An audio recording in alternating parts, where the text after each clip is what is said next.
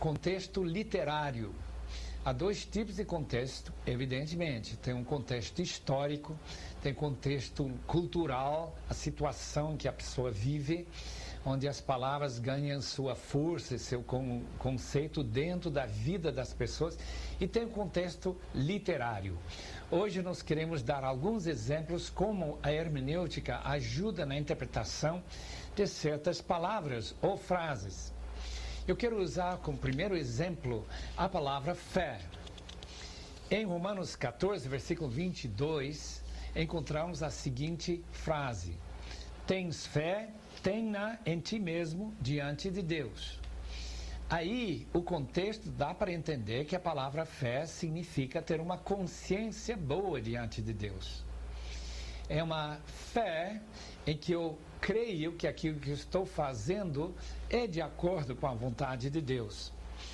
Segundo o texto, vamos encontrar em Gálatas 1:23, que diz assim: agora prega a fé que outrora destruía. Pregar a fé significa pregar a doutrina de Cristo.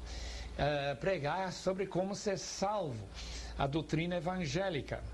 Terceira maneira que se usa esta palavra em Hebreus 11. Palavra central de fé, ali, que quer dizer como ter confiança em Deus. Aqueles heróis da fé eram pessoas que dependiam de Deus, eles confiavam no Senhor, eles viviam pela fé, isto é, pela confiança em Deus. Veja também em João 2, versículos 23, 24, onde a palavra confiar, que tem a mesma raiz da palavra fé, pisteu, também mostra a ideia de confiar. Jesus não se confiava a eles. Quarto, em 1 Coríntios 12, versículo 9, encontramos o dom de fé, o carisma de fé.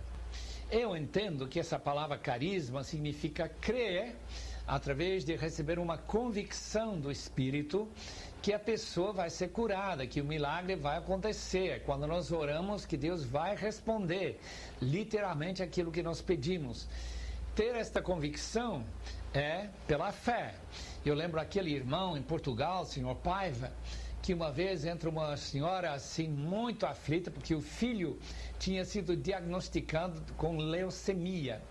E ele, sem pensar, olha para ela e diz: olha, seu filho não vai morrer, ele vai ficar bom. Naturalmente, o senhor Paiva, que nunca tinha recebido uma revelação dessa natureza, ele estava muito duvidoso de sua própria palavra de fé que ele tinha passado para aquela mulher. Mas 2 semanas depois, mais ou menos, ela volta à procura daquele mesmo senhor Paiva para saber como ele sabia, como que ele tinha essa fé para que seu filho fosse curado, que ele estava totalmente bem. Então isso é chamado dom de fé, quando a gente faz uma declaração, uma base em uma convicção recebida pelo Espírito, uma espécie de revelação daquilo que vai acontecer. E finalmente temos a palavra fé, quando nós normalmente pensamos em salvação pela fé. Quando em Efésios 2, versículos 5 e 8, salvos pela fé significa salvos crendo e nos comprometendo e confessando que Jesus é o Senhor, é isso que nós cremos no coração, e com essa fé nós temos certeza que somos salvos. Então, fé tem pelo menos 5 diferentes sentidos, assim meio relacionados entre si, mas distintos também. Eu queria também que nós pensássemos sobre a palavra mundo. Como que nós vamos saber o significado dessa palavra? Se em João 3 e versículo 16, nós encontramos que Deus ama o mundo, de tal maneira que deu seu Filho para salvar o mundo. Mas em outro texto, nós somos proibidos de amar ao mundo. Não é uma distinção de palavras no texto original, é simplesmente o fato que a palavra mundo, cosmos, pode significar uma coisa num texto e outra em outro texto. Em João 3,16, a palavra mundo significa as pessoas que ocupam e têm sua vida neste mundo. Deus ama a população toda, sejam chineses, brasileiros, americanos. Mas em 1 João 2,15, não ameis ao mundo, nem as coisas que estão no mundo. Se trata do mundo como aquele poder sedutor, uma espécie de sistema em que nós ficamos induzidos e seduzidos pelo mundo a ser materialistas, a buscar dinheiro, amor ao dinheiro e tudo mais. Esse é o mundo. Também temos outro texto onde nós encontramos, por exemplo, em Hebreus 11, versículo 3, que este mundo foi criado por Deus e trata-se do mundo material, que inclui até o próprio universo. Então, a palavra cosmos pode ter diferentes sentidos dependendo do contexto. E a hermenêutica cuida de não ver que cada vez que uma palavra aparece, um vocábulo aparece, não tem um significado distinto. Lembre-se que na aula passada nós falamos sobre concordância. A ideia da concordância é ver como os tradutores do Novo Testamento, o Velho Testamento, mudam suas interpretações segundo o contexto.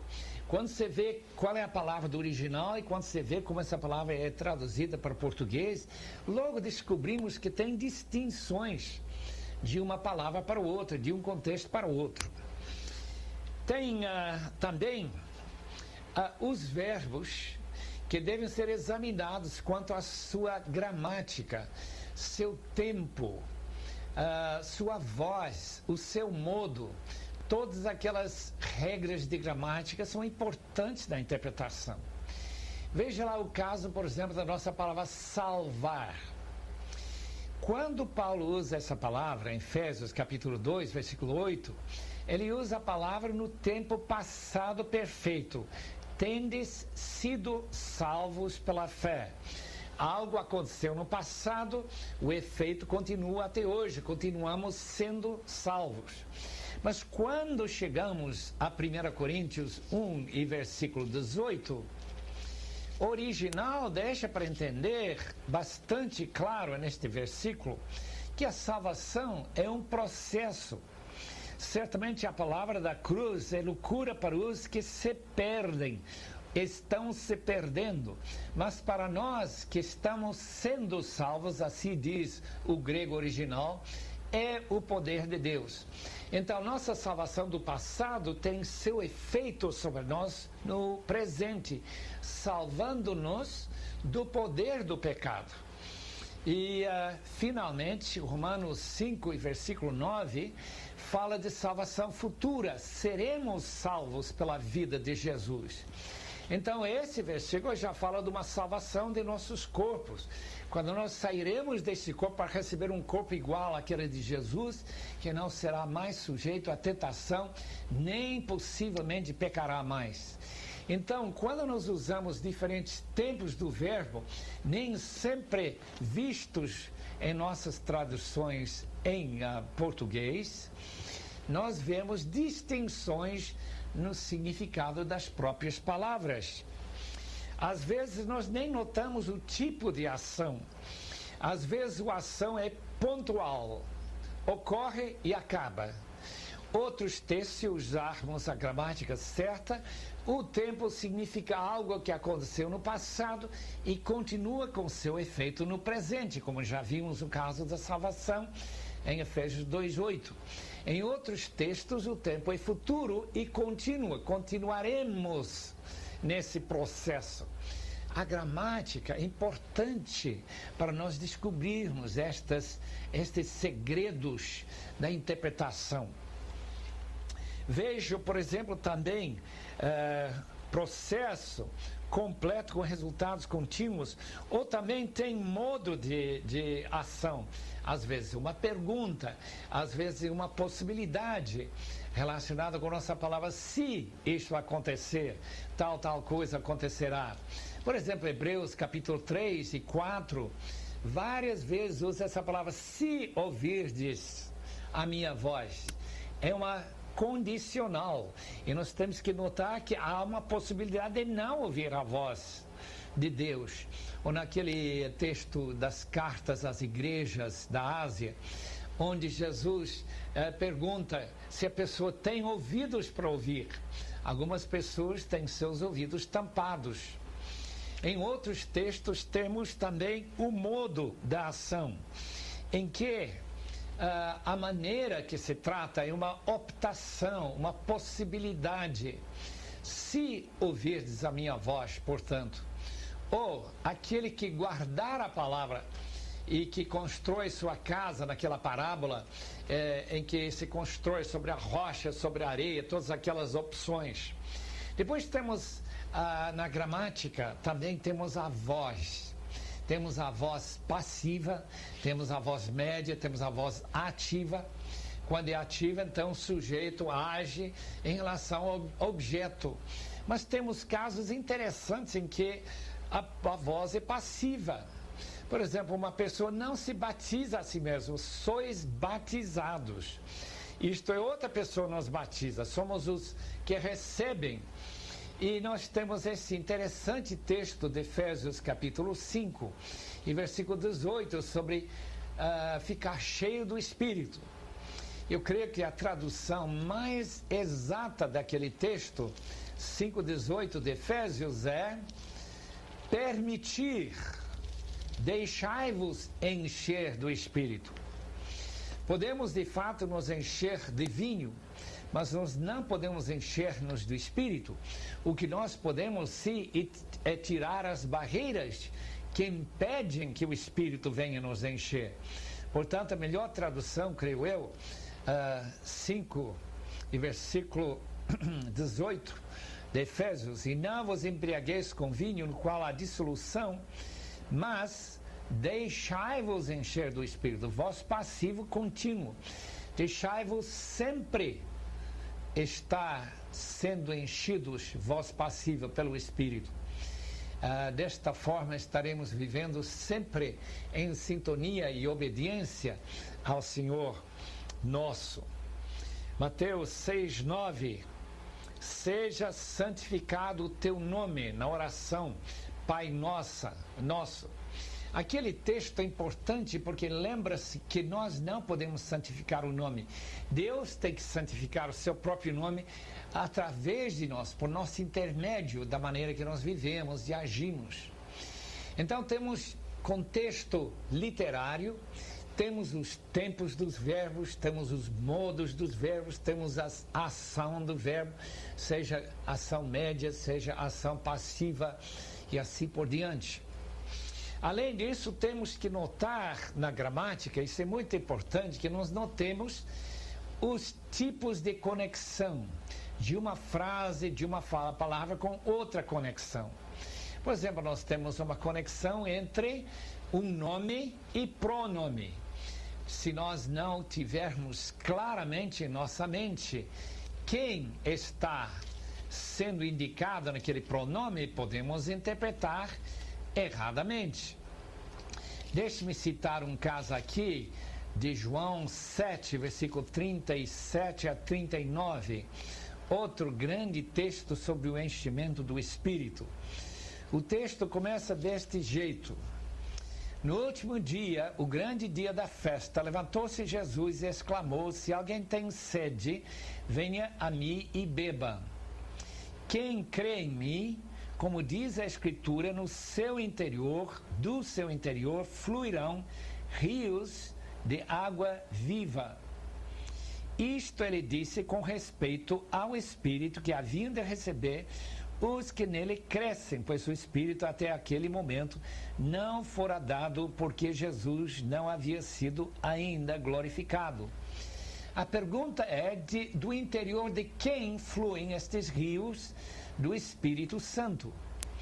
Uma maneira de entender, e aliás a tradução que nós temos aqui na atualizada: quem crê em mim, como diz a Escritura, do seu interior fluirão rios de água viva.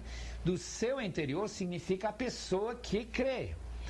Isso não é errado, mas os rios devem ser bem pequeninos em comparação com o rio que flui de Jesus, porque o ensinamento de João é que Jesus é a fonte do Espírito Santo.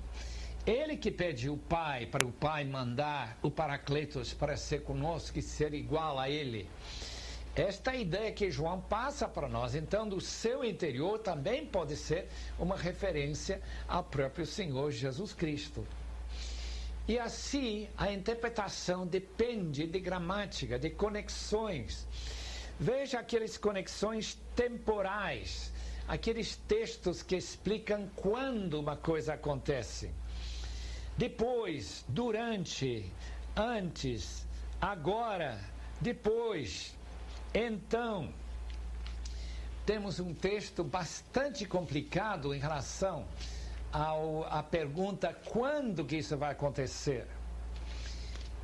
Aqui em 1 Coríntios capítulo 15, versículo 24 a 28, o apóstolo Paulo escreve sobre o reino de Cristo e então virá o fim.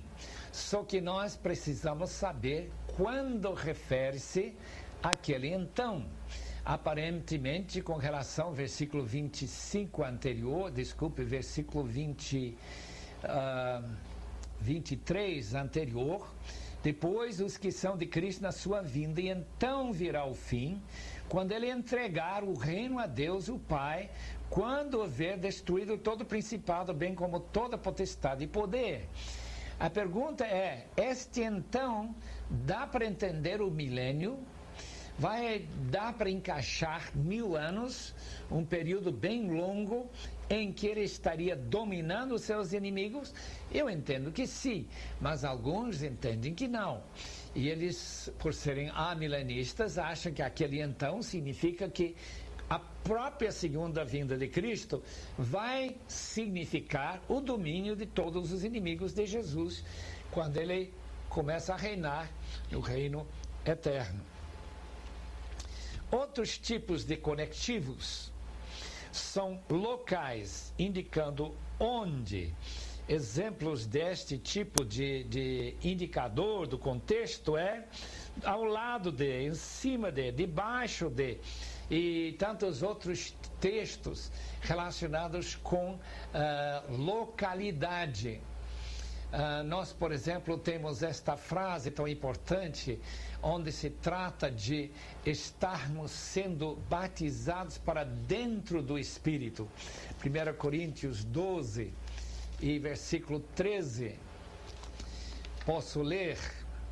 Pois em um só Espírito todos nós fomos batizados em um corpo. A palavra eis, em grego, significa para dentro de. A ideia, naturalmente, uma ideia bem espiritual, que quando nós fomos batizados para dentro do Espírito, ou no Espírito, ele vem dominar nossa vida, como quem é dominada pela sua cultura, pela sua maneira de pensar, e tudo, o Espírito Santo se torna a pessoa mais importante da sua vida. E quando nós passamos para ser incluídos dentro do corpo de Cristo, batizados em seu corpo, 1 Coríntios 12 e versículo 13, são conectivos locais. Temos conectivos lógicos. São muito interessantes, por exemplo, quando nós encontramos dentro do texto a razão de alguma coisa. Romanos 12, primeiro versículo, rogo-vos, pois.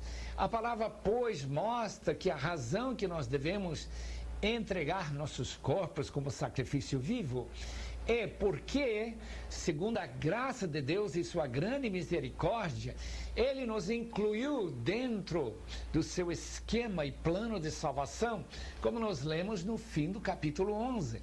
É só voltar alguns versículos do capítulo 11 e incluímos aquela ideia de sermos inseridos dentro desta árvore, mesmo sendo ramos silvestres e bravos, que esta forma nós devemos também nos entregarmos a Deus por causa dessa grande misericórdia que Ele teve para conosco. Essa razão disso, Filipenses 2,9, por causa da humilhação de Jesus e seu sofrimento na cruz, Deus o exaltou. Por esta razão, a palavra no original, dió, significa exatamente uma conexão lógica. Depois temos conexões que dão resultado. Alguma coisa acontece e o resultado, consequência. Deixe-me chamar sua atenção, por exemplo, para 1 Coríntios 13, versículo 2. Ainda que eu tenha o dom de profetizar e conheça todos os mistérios e toda a ciência, ainda que eu tenha tamanha fé a ponto de transportar montes, se não tiver amor, nada serei. A conexão, consequência, se isto é verdade, a consequência será aquela. É uma conexão lógica de razão, que mostra o resultado. Temos propósitos. Por exemplo, em 1 de Pedro, temos um texto muito complicado, e eu lembro a primeira vez que alguém fez a pergunta para mim, foi em Roma, lá na Itália, 1954, nós estivemos conversando com um padre lá, e ele fez essa pergunta para mim: o que significa esse versículo 6 de capítulo 4 de 1 de Pedro? Pois, para este fim, foi o evangelho pregado também aos mortos, para que, mesmo julgados na carne, segundo os homens, vivam no espírito, segundo Deus. No original, dá para ver claramente que o evangelho foi pregado também aos mortos. Eu entendo que eles estão mortos agora, não estavam mortos quando eles ouviram o evangelho e aceitaram o evangelho, para que, mesmo sendo julgados segundo a carne, eles possam viver futuramente para Deus. É um caso claro de propósito. Só ler a Bíblia e nós encontramos dezenas e dezenas de conectivos que mostram propósito, que mostram resultado, que mostram condição, que mostram lógica, razão da coisa. Nós temos outros que mostram condição. Quem tem ouvidos, ouça. Outros que mostram contraste. Aparece, por exemplo, essa palavra mas, ou porém, tantas vezes na Bíblia. Eu estive lendo um dos mais abençoados poréns, ou mas, em toda a Bíblia. Está em Efésios 2, versículo 4.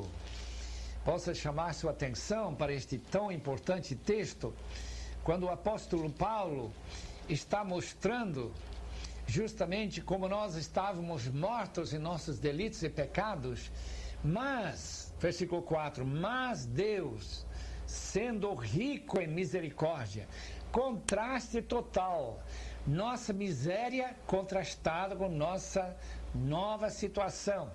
A mesma coisa acontece agora no fim do versículo 11 e 12, quando, em versículo 13, mas agora em Cristo Jesus, vós que antes estáveis longe, não estão mais longe. Ele descrevendo a nossa situação tão terrível, estando fora de Cristo. Daí aparece essa palavra mais.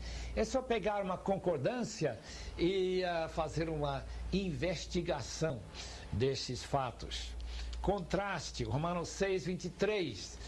O dom de Deus é a vida eterna, mas o salário do pecado é a morte. Temos concessão. A palavra concessão trata de nossa palavra embora. Veja, por exemplo, Hebreus capítulo 4 e versículo 3, onde o autor desconhecido deste livro de Hebreus coloca para nós esta palavra em português. Capítulo 4, nós, porém, que cremos, entramos no descanso conforme Deus tem dito. Assim jurei na minha ira, não entrarão no meu descanso, embora certamente é uma concessão, embora certamente as obras estivessem incluídas desde a fundação do mundo. Ele não quer que os judeus pensem que o evangelho e a graça e a perdão começou apenas com a chegada de Cristo no mundo. Desde a criação do mundo, havendo fé, pessoas podiam se salvar.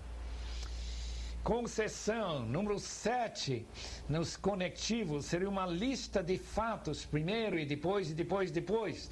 Segundo de Pedro, lembra-se daquele grande texto onde Pedro fala de acrescentar uma coisa a outra, aquelas listas de virtudes que nós devemos estar acrescentando.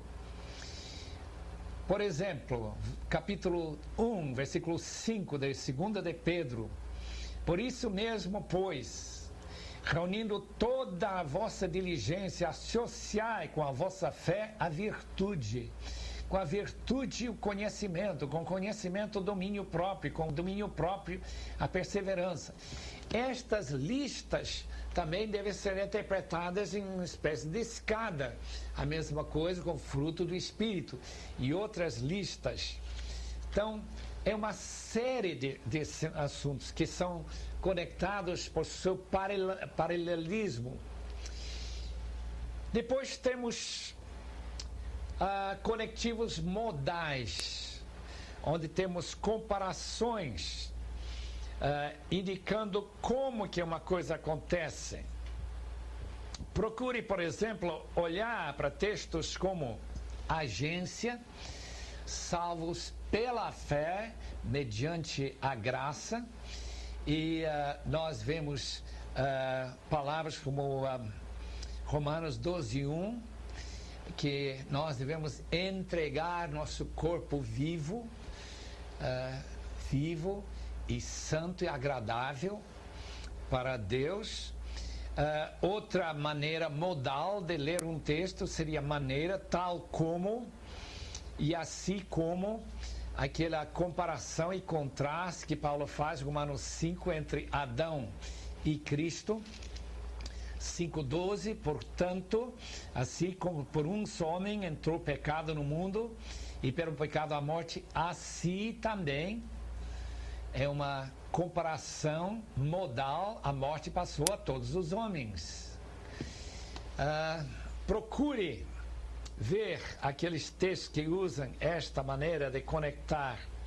Depois temos comparações, em que uma coisa é comparável a outra coisa.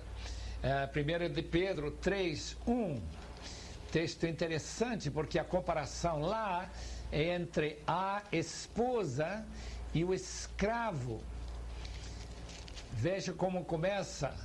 Mulheres, 1 Pedro 3:1, mulheres, sede vós igualmente, essa palavra, tal como o escravo é sujeito ao seu mestre, a mulher mostra sua sabedoria espiritual em ser submissa ao seu marido, conquanto esse marido for crente, obviamente, e não exigir que ela faça uma coisa contra a sua própria consciência ou contra os mandamentos de Deus.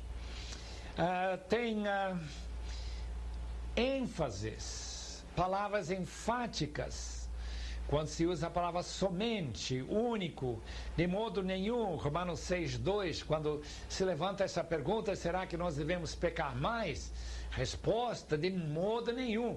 É uma declaração enfática. Nós temos substantivos, nomes, pronomes, às vezes são plural, às vezes são singular. Um dos textos que me tem chamado a atenção é 1 Coríntios, capítulo 6:19. Temos que observar com muito cuidado para interpretar corretamente esse texto. Acaso, diz Paulo, não sabeis que o vosso corpo é santuário do Espírito Santo? A palavra vosso é plural. A palavra santuário é singular. A palavra corpo é singular. O vosso corpo, então, não é necessariamente, como muitos pensam, esse texto não declara que cada crente é um templozinho do Espírito Santo que está andando pelo mundo, em que nós teríamos milhões, milhares de templos. A Bíblia não conhece a não ser um templo. E esse templo é o corpo de Cristo. Vosso corpo, então, é corpo da igreja, porque em outro texto ele usa essa palavra. Vós sois corpo de Cristo, capítulo 12 de 1 Coríntios. Então nós devemos notar que o plural e o singular são muito importantes em textos como 1 Coríntios, capítulo 6, versículos 19 e 20. Quais são os antecedentes de todos os pronomes? Perguntas importantes são levantadas assim. Quando Quanto ao que me escrevestes, é bom que o homem não toque mulher. Quanto ao que me escrevestes. Só que nós não temos essa carta dos Coríntios. Dá para entender, pelo contexto, que era a pergunta que eles faziam. Era sobre o casamento, se era bom para o crente casar ou não. E a resposta que Paulo dá em 1 Coríntios 7, é respondendo a essa pergunta que os coríntios mandaram numa carta para o próprio apóstolo Paulo. Quais são os antecedentes de 1 de Pedro 3, 18, 19? Isso é tão interessante, esse complexo texto que fala sobre Jesus pregar para os espíritos em prisão. Versículo 18 de capítulo 3 de 1 de Pedro. Pois também Cristo morreu uma vez por todos pelos pecados, o justo pelos injustos, para conduzir-vos a Deus, morto sim na carne, mas vivificado no Espírito, no qual também foi e pregou aos espíritos em prisão. Esta pergunta, que significa a frase no qual? A resposta é, no Espírito ele fez isso. Quando Jesus saiu do túmulo, ele esteve com um corpo que Paulo chama um corpo espiritual. Leia capítulo 15, 1 Coríntios. Neste corpo, Jesus podia chegar até os espíritos em Tártaro, aqueles anjos que caíram na época do dilúvio, capítulo 6 de Gênesis, e ali ele anunciou sua vitória sobre a morte. Jesus estava vivo. Ele não estava pregando o evangelho, não diz que ele pregou o evangelho, ele anunciou, proclamou sua vida ressurreta. Isso é muito importante, creio eu, para compreender esse texto. Procurar também entender qual seja o tom ou a atmosfera da passagem. Às vezes estamos lendo um texto e nós sentimos subjacente no texto um desespero, uma tristeza, ou gratidão, ou louvor, ou alegria tremenda, o medo, urgência, alegria, humildade, assim por diante. Leia, por exemplo, o capítulo 4 de 2 Timóteo, quando Paulo está enfrentando a morte. Ele não parece que está tremendamente animado depois do versículo 5 em diante. Parece que ele está sentindo muito abandono dos seus amigos e aquela escuridão de ter que enfrentar a morte. Mesmo que ele saiba, ele já tinha declarado em Filipenses que morrer é lucro, mas ele está sentindo solidão e até um certo desespero. Nós encontramos a mesma coisa quando Jesus está no jardim de Getsemane e outros textos que mostram aquele desespero de Jonas quando ele está na barriga do grande peixe que Jesus preparou para ele. Outros textos mostram compaixão, amor, preocupação, hostilidade, o que for. Procure identificar essas diferentes atmosferas dentro do próprio texto. Terceiro, as palavras devem ser interpretadas à luz do seu contexto geral. Isto é uma das regras específicas na interpretação do texto. Algumas perguntas poderiam ajudar para verificar qual é o significado de um vocábulo, de uma palavra dentro do seu contexto geral. Primeira pergunta: como se relaciona a passagem com o material escrito antes, circunvizinho? Quem são as pessoas envolvidas? Que outra informação dá para nós percebermos? Qual é o papel de cada pessoa ou tópico? Lendo, por exemplo, a carta aos Gálatas, nós encontramos Paulo numa situação muito triste com Pedro, capítulo 2, quando Pedro veio para Antioquia e lá ele dissimulou, ele separou-se dos irmãos gentílicos, como se estivesse com medo de comer com eles. E Paulo usa aquela expressão, eu estou crucificado com Cristo, contrastando a vida de Pedro e até de Barnabé, que não tinham mostrado naquela instância que estavam de fato crucificados com Cristo. O contexto, então, da crucificação com Cristo não é que a pessoa não vive mais, não é aquela ideia que uma vez que nós estamos crucificados com Cristo, não vivo mais eu, literalmente, não. É uma maneira espiritual de falar. E Paulo, mostrando o erro de Pedro, diz: eu não vivo assim preocupado com minha reputação, mas eu vivo coerentemente dentro desta realidade que eu sou cristão, que Cristo está vivendo em mim, e eu estou crucificado com o mundo, e a minha reputação diante do mundo é uma reputação que eu sou cristão mesmo. Segunda pergunta: como se relaciona com o restante do livro, aquilo que vai seguindo em frente? Voltando para esse livro de Gálatas, descobrimos que Paulo, argumentando em favor da salvação apenas pela fé e não pelas obras, mostra por vários tipos de argumentos que vêm do Antigo Testamento, argumentos que surgem de sua própria experiência como cristão, quando ele se converteu lá na estrada de Damasco, e também no capítulo 5 e 6, onde ele tenta mostrar que guardar a lei é realmente amar, como ele disse em capítulo 5, que toda a lei se resume num só preceito, a saber, amarás o teu próximo como a ti mesmo, e que toda aquele legalismo do Antigo Testamento é simplesmente aplicando esta lei, amarás o teu próximo como a ti mesmo, dentro da situação da cultura deles.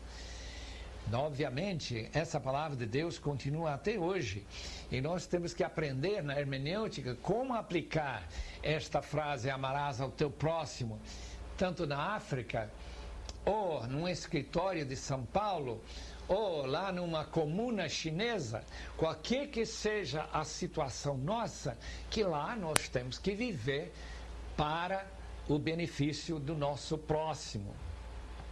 Terceira pergunta: como se relaciona com a Bíblia toda?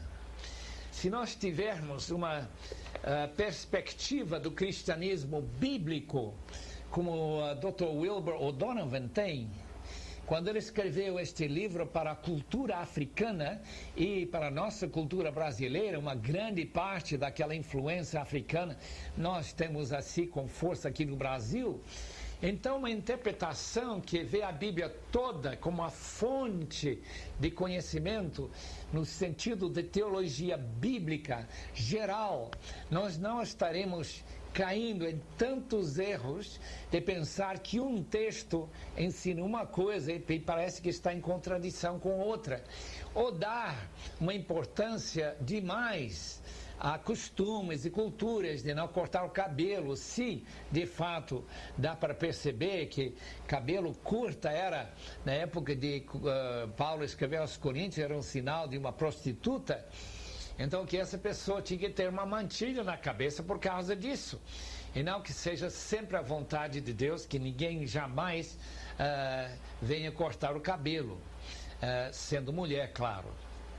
Então vamos ler a Bíblia como um todo, vamos trazer toda aquela informação para não haver nenhuma contradição e ver também a prioridade de Deus, que seria a santidade e não uma vida totalmente externa.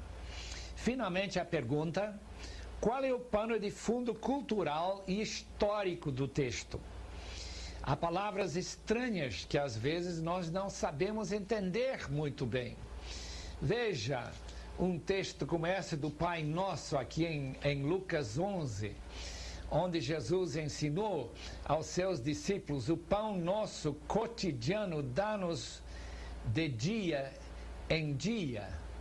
A palavra cotidiano não é muito comum em português, e a palavra do original é uma palavra não conhecida até a época do Novo Testamento.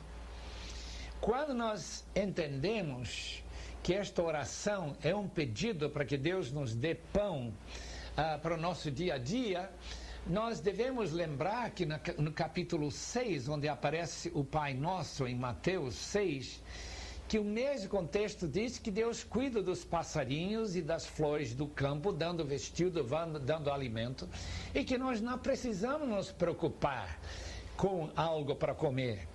Então, querido irmãos, lembrem disto, que esta palavra cotidiana pode ter um outro significado. A palavra original é piousias, pode significar amanhã.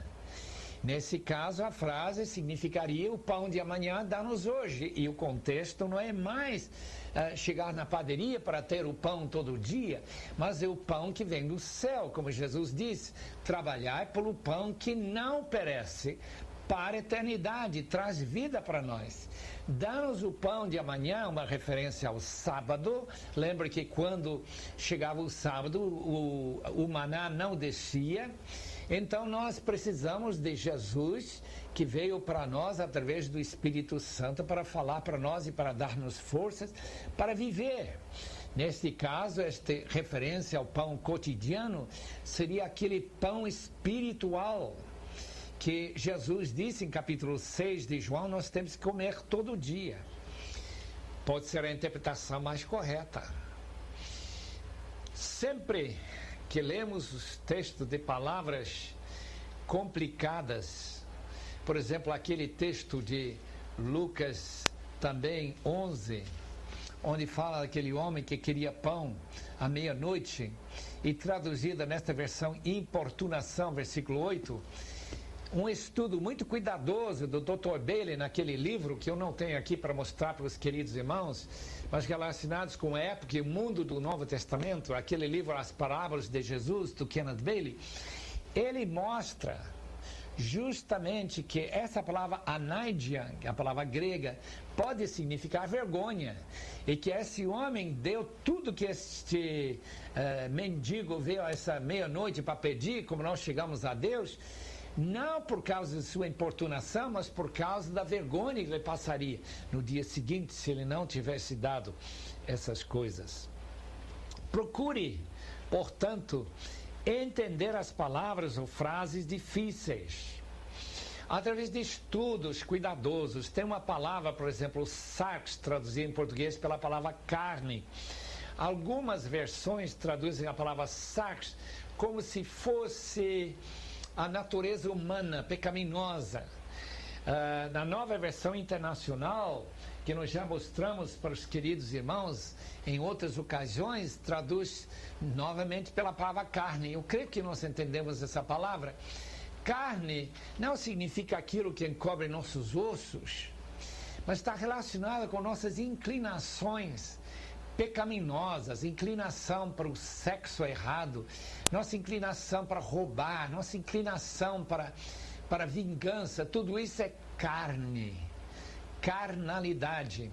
Temos outra palavra que aparece várias vezes no Novo Testamento, que é um pouquinho difícil para nós entendermos. Veja aqui em Efésios capítulo 1, onde aparece esta palavra, traduzida em capítulo 1, versículo 21, acima de todo principado, onde Jesus foi elevado de potestade, poder, domínio, de todo nome que se possa referir, não só no presente século. A palavra não é bem século em termos de 100 anos, não tem nada a ver com isso.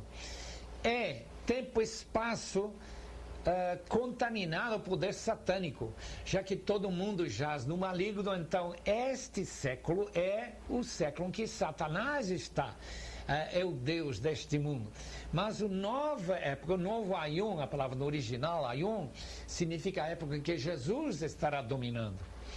Então estas palavras, nascido do alto ou nascido de novo, no original é a mesma palavra, anothen. Procure entender isso.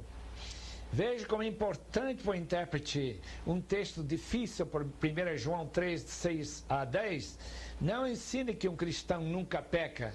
Se o original foi estudado, vai ver que o tempo presente mostra que pecar lá significa pecar de uma certa maneira e não se importar com o pecado.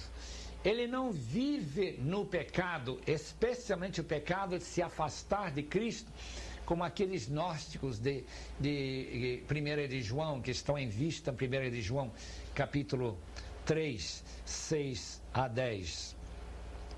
Mateus 25 pode dar a impressão que as boas obras, lembra-se daquela parábola quando o rei separa bodes de ovelhas? Pode dar a impressão que as boas obras, mostrar carinho para os encarcerados, para dar roupa para os nus e dar comida para os famintos, que isso significa um meio de salvação. Uma ideia bastante espírita. Isto não é bem o significado daquele texto. O texto ali é para mostrar-nos que quem ama ao Senhor é uma pessoa que fica preocupada pelos irmãos de Jesus, os seus irmãos em Cristo, os seus pequeninos que não têm condições ou são perseguidos.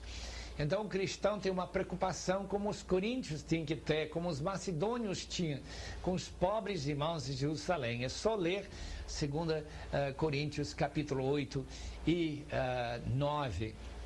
Todos aqueles textos mostram que a interpretação precisa um estudo de palavras, estudo de gramática, contexto geral, contexto histórico. O mais que nós pudermos entender isso, o melhor interpretaremos o texto e faremos aplicações que realmente são válidas para a nossa vida. Em Mateus 26, 27, versículo 27, 29, o sangue da nova aliança representado no vinho não deve ser tomado no sentido literal. Jesus não quis ensinar a doutrina da transubstanciação, isto é, que este cálice é meu sangue, não literalmente. É um erro da interpretação da Igreja Católica já tradicional, que o corpo se torna ou transforma literalmente no corpo de Cristo, baseado numa interpretação errada de João 6, 48 a 63. Normalmente é fácil ver as diferenças de interpretação assim, de uma forma clara, em que dizer que aquele pedaço de pão é transformado literalmente no corpo de Cristo é uma magia tremenda, e que nunca entrou na cabeça de Jesus, nem de Paulo, nem dos outros. É uma ideia bem medieval, mística, cheia de mágica e baseada numa filosofia de Aristóteles, e não numa compreensão clara da aliança que Jesus fez com seus discípulos, a aliança de amor através do sangue que ele vertiu por nós na cruz há quase 1960 e tantos anos atrás. Que Deus os abençoe.